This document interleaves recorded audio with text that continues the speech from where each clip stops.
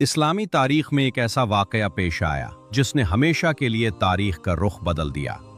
یہ صرف ایک جنگ نہیں تھی بلکہ حق، اصول اور قربانی کی ایک ایسی داستان تھی جسے آج بھی دنیا بھر میں یاد کیا جاتا ہے۔ 632 عیسوی میں نبی کریم صلی اللہ علیہ وسلم کے وصال کے بعد مسلمانوں کی قیادت خلفائے راشدین کے پاس آئی۔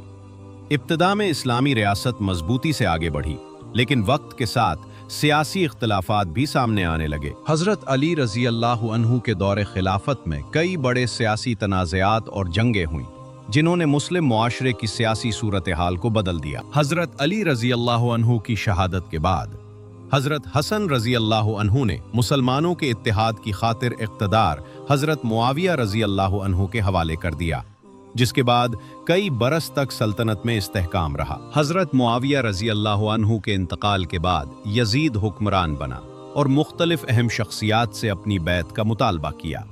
انہی میں نواسۂ رسول صلی اللہ علیہ وسلم حضرت امام حسین رضی اللہ عنہ بھی شامل تھے۔ حالات کے پیش نظر حضرت امام حسین رضی اللہ عنہ اپنے اہل خانہ اور ساتھیوں کے ساتھ مدینہ سے مکہ روانہ ہوئے، جہاں سے بعد میں انہوں نے عراق کا سفر اختیار کیا۔ اسی دوران کوفہ سے ہزاروں خطوط موصول ہوئے، جن میں لوگوں نے امام حسین رضی اللہ عنہ کو اپنی حمایت کا یقین دلایا اور وہاں آنے کی درخواست کی۔ حالات معلوم کرنے کے لیے حضرت مسلم بن عقیل رضی اللہ عنہ کو کوفہ بھیجا گیا، لیکن سیاسی حالات اچانک بدل گئے اور وہ شہید کر دیے گئے۔ 10 محرم 61 ہجری کو جنگ ہوئی۔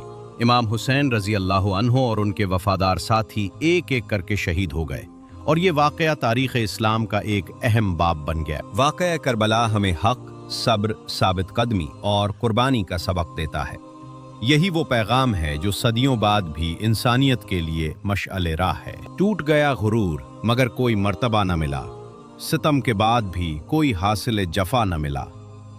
سر حسین رضی اللہ عنہ تو ملا یزید کو، شکست تو یہ ہے کہ جھکا ہوا نہ ملا۔